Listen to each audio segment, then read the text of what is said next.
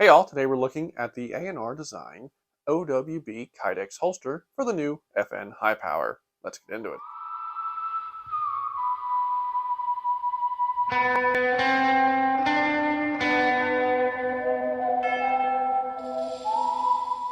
Now, if you like this content, like, sub, shares, all that good stuff, I really appreciate it. Also down below, coupon codes and merch to help support the channel.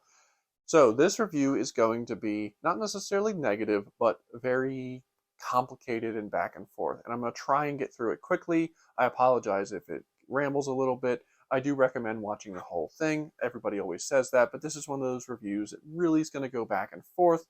And it's something that I recommend watching the whole thing before making a decision on what you think of ANR or what you at least think of my review.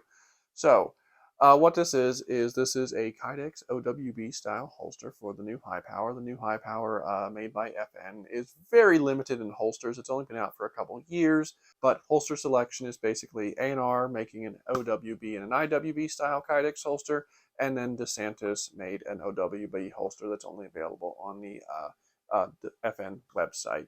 But we're going to take a look at this holster. I'm going to talk about some of the issues I've had and what was resolved.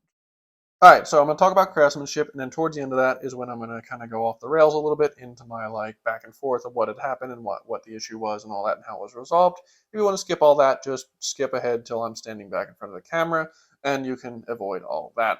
Anyway, so talking about craftsmanship, so I got a couple extras on this holster. I spent the extra $7, and I got OD green, kydex in the front, which the back is black, which no matter what color you get, the back is always black. So I got the OD green front, and then I spent the extra $2 and got the pancake loops, right? And, I like the pancake style loops. They kind of conceal the best, at least for me. It helps pull the holster into your body for concealment. So I didn't mind paying $2 for the loops. Would have been nice to have been included because the holster was $85 starting out, but, $2 is $2, no big deal. They do have a retention screw here. You can adjust the retention. I have it set pretty light. I'm going to show here, I'll show this better when the gun is on my body. But even set pretty light, you do get, a good bit of retention. If I shake it real hard, it'll come out, but again, it's set very light. So retention is pretty decent. It's nice to have a retention screw on there. Smooth edges, right? No issues there. Nothing sharp to dig into you. I did select, they give the option for having a 10-degree cant. I selected that. I thought they were going to mold that into the kydex, but all they did was basically just they raised the one loop up a little bit so that it had a little bit more of a cant. I actually undid it and adjusted it further to give it even more of a cant. That is nice because how this holster is designed. You can basically raise and lower these clips to adjust ride height and cant at will. So that's a nice feature of the holster. Right, so coming up on the inside of the holster, texture's pretty smooth. I did notice a couple hot spots maybe that, I don't know if they used what they used, if they used like a Teflon mat or what they used when they heated up the kydex.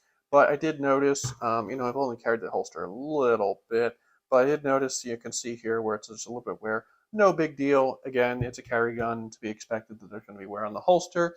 But, a couple spots where it just seemed where maybe it's going to wear quicker than, others. So anyway, moving to the final point, and that is the sweat guard.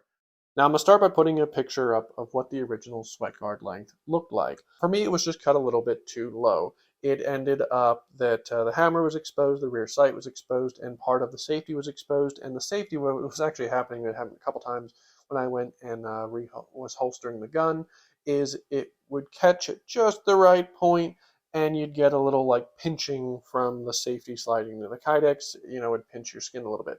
Not world ending, but definitely woke you up a little bit when it would happen.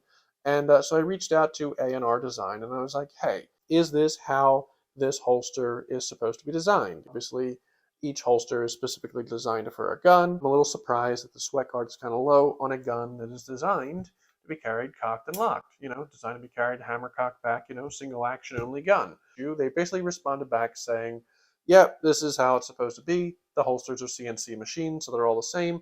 But don't worry, I'll let our big name for someone that designs holsters know, and maybe they'll evaluate that in the future, which doesn't help me worth anything.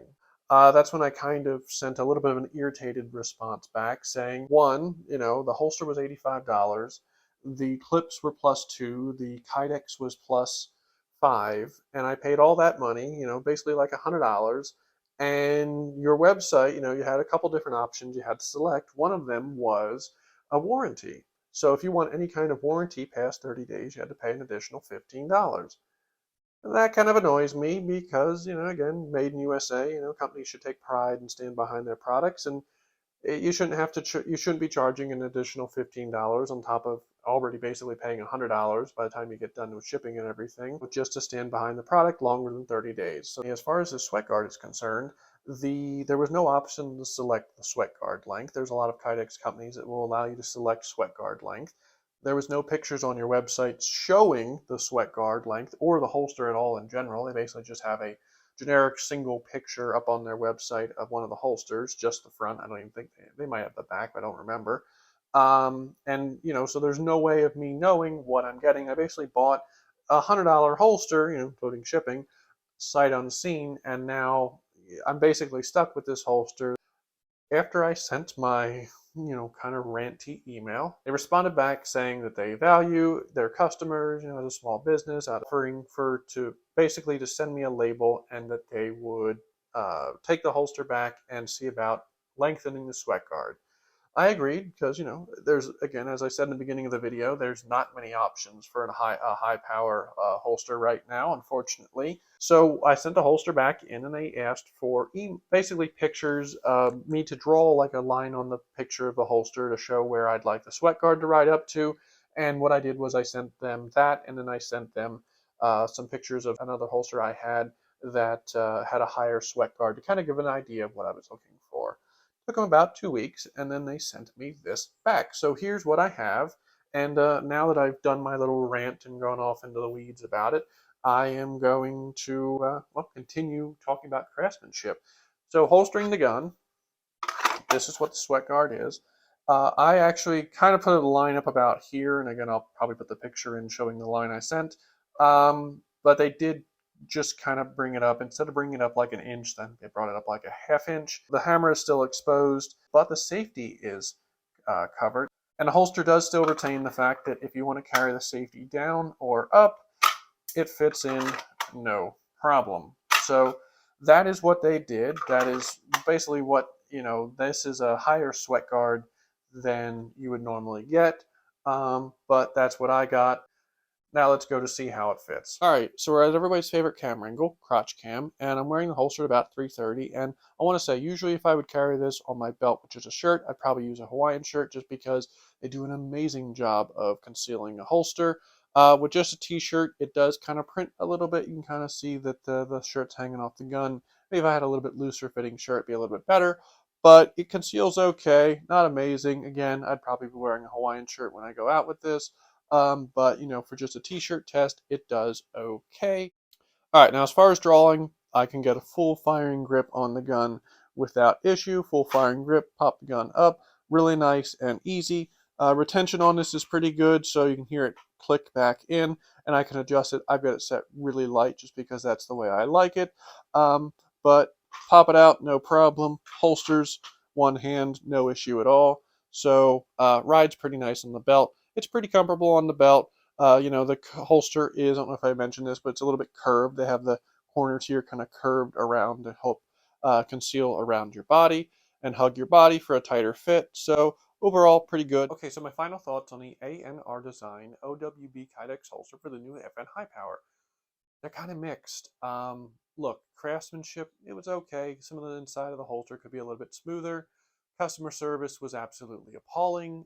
They did a little bit make it right after I kind of like called them out on basically being dismissive and not really making any attempt to help out the customer. But at the end of the day, they didn't really do what I asked them to do.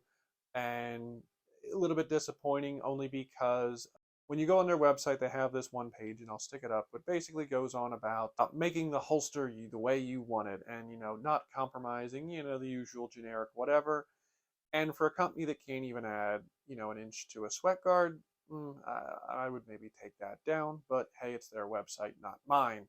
So if you're looking for a holster that doesn't really have much of a sweat guard, that's not important to you, I'd say check them out. If you're looking for one that does have a sweat guard, well, maybe look somewhere else. There's not many other options out there, but hey, keep pushing the other holster makers, and maybe somebody that has a little more ability to fine tune a holster to what you may need will start making them, and then I would definitely check them out. And if you find somebody that does that, put them down below, because I'm definitely looking for another holster. But put down below if you had any experience with ANR. If you did, how was it? And what other holsters have you found for the new FN High Power? But let me know down below, and have a good day.